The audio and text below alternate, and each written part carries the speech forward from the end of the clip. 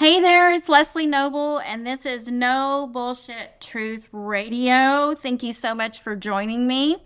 This podcast is for educational and personal growth. It is not therapy, it's not a substitute for therapy, and it does not create a therapeutic relationship. If you need support, please reach out to a licensed mental health professional in your area. So let's get into it. Today, we're talking about why boundaries feel so damn hard. Not the cute Pinterest version, but the real nervous system truth of it. If you've ever thought, I don't know what I should say, I just freeze, or I don't want to upset anyone, I don't want to hurt someone's feelings. I don't want to be seen as difficult. This podcast is for you, and you are not alone. You're not broken. You're not failing.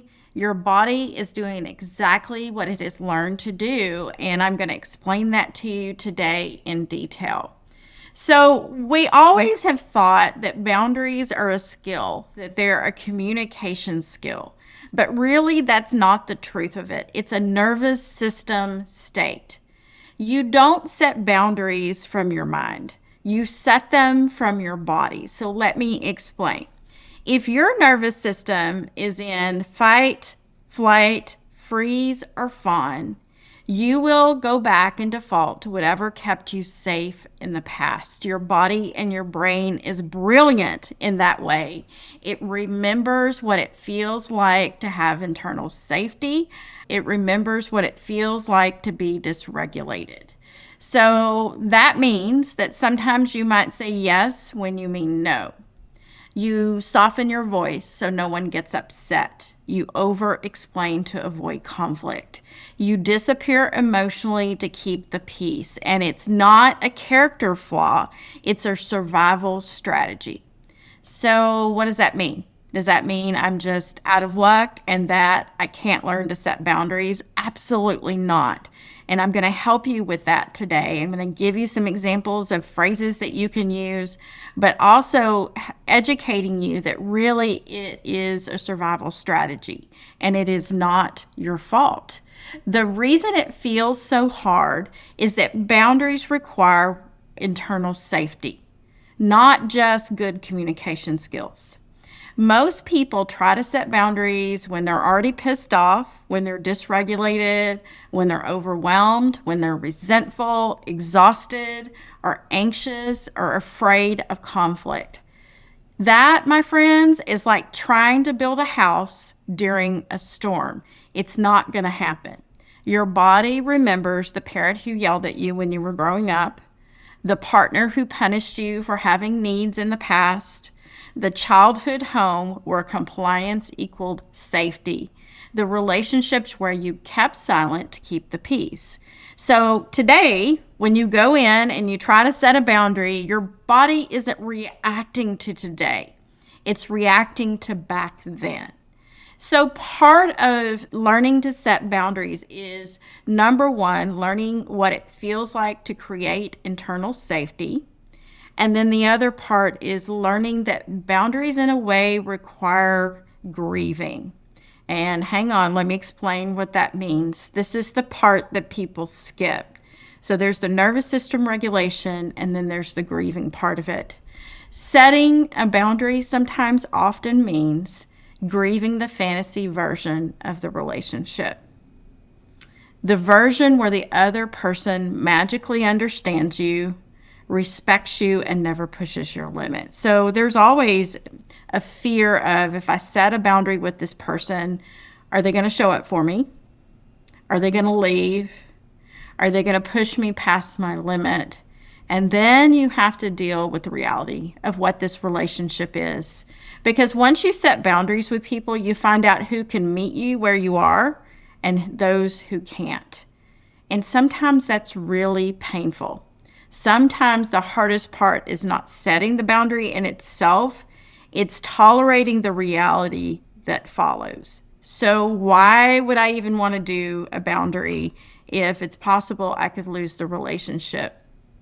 Because you're not coming from a real place. You're not telling yourself the truth about the relationship and about the person. And we've all done this from time to time where we want something to really work. So we fly past boundaries because we're afraid if we set them, this won't work. But all that's doing is kicking that can down the road. So it's learning to tolerate the reality that follows and living your life from a place of truth and reality and grounded reality, and from a place of self-respect. Living in illusion or delusion is not self-respect. The other piece about boundaries is somatic piece, which I just talked about. And people that work with me know I'm a big fan of somatic regulation and somatic containment. It has been life-changing for me. And if you want to know more about it, it's learning to create internal safety when you freeze, fight, flight, or fawn. It's learning how to regulate your body so that it feels safe. It is life-changing. If you want to learn more about it, you can read The Body Keeps the Score, Waking the Tiger by Dr. Peter Levine. I think The Body Keeps the Score is Bessar van Kolk. Some of these people that in the field that have come up with somatic regulation as a way to heal trauma, it's been game-changing for a lot of people I know.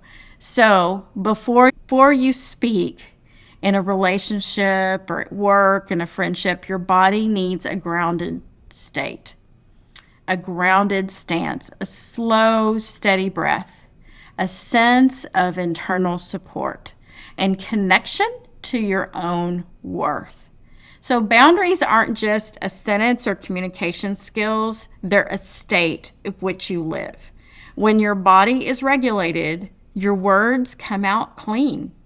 When your body is dysregulated, your words come out tangled, or they come out angry, or they come from an emotionally unregulated state. When people are screaming and yelling, they are not in a somatically regulated, contained space, and they're trying to speak through a dysregulated state. And I always tell couples and people that are working in therapy, go to your corners, go calm down, and then come back and bring your adult in the room, because you cannot solve problems through a dysregulated state. It's not going to happen.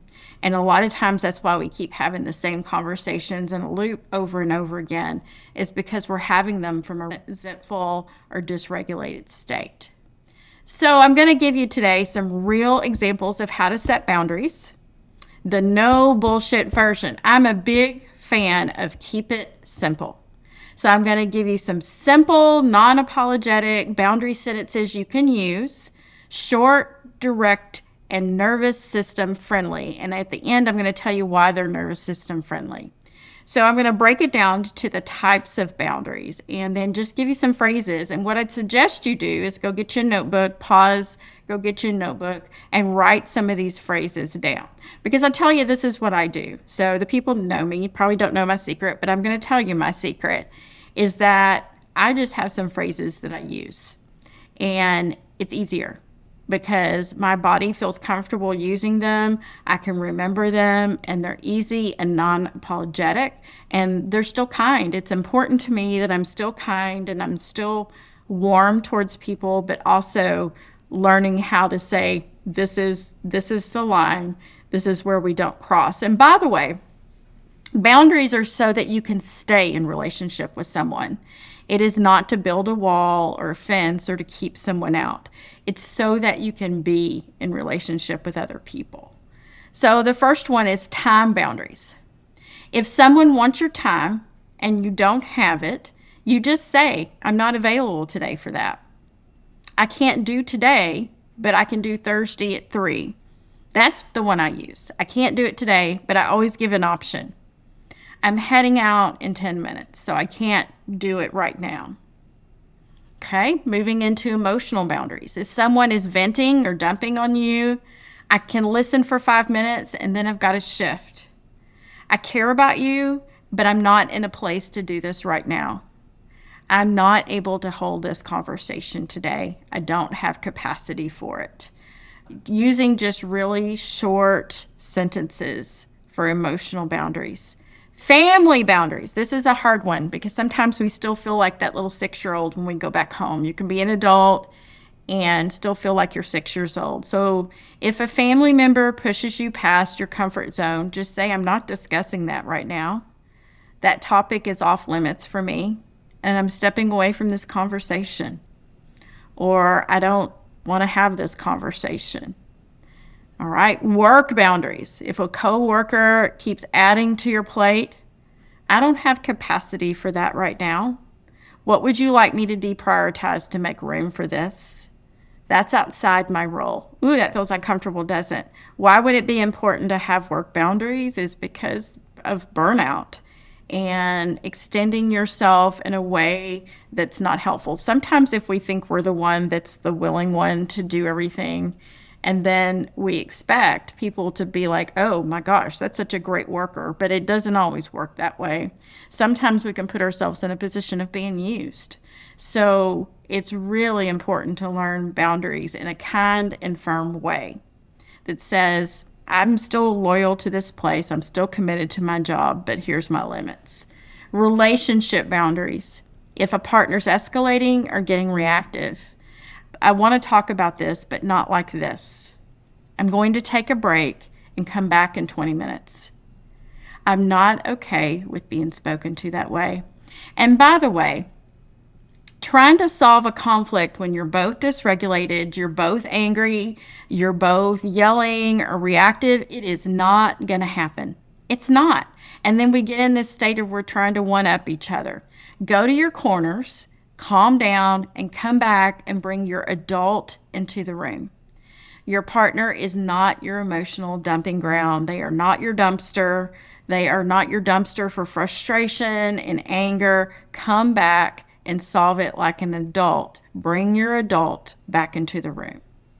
Social boundaries. If someone invites you out and you don't want to go, you don't have to. Thanks for thinking of me. I'm going to pass for tonight. That's not something I'm up for right now. I'm staying in tonight. It's okay to say no if you don't want to go to something. Personal space boundaries. If someone is too intrusive or intense, I need some space. I'm not comfortable with that. I'm going to take a step back. So have some phrases that you use. Write them down because it keeps your nervous system at capacity. You're not wondering what to say or how to say it. Just have some phrases that you use over and over, because then your body remembers, oh, okay, I'm safe. I know what to do in this situation. I'm going to give you a nervous system trick that makes boundaries easier. Here's the secret. Short sentences regulate your body. Long sentences dysregulate it. When you start over-explaining, justifying, defending, over-talking, does this feel familiar? Your nervous system ramps up. When you keep it short, your body stays steady. So the rule is short sentences, stop talking, breathe. Let the silence do the work. Short sentence, stop talking, breathe, and let your silence do the work. Here's what I want you to remember. Every time you set a boundary, you're not just protecting you, your time, or your energy. You're rewriting the story of who you're allowed to be.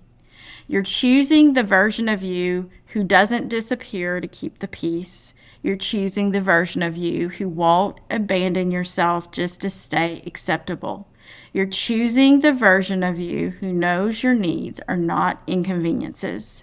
They're information. And yes, it's uncomfortable. Yes, your voice might shake. Yes, your body's going to remember old fear.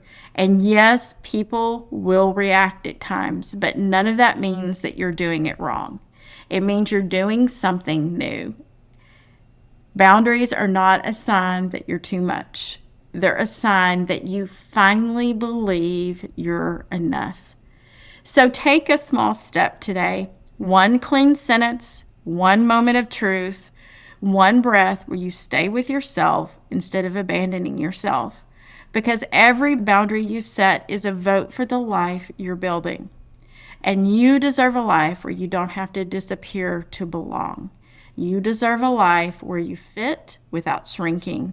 And that's life starts with one brave, imperfect boundary at a time. Thank you so much for joining me today. This is Leslie Noble, No Bullshit Truth Radio. I hope you stay cool. I know it's hot outside, and I will see you next time. Take care.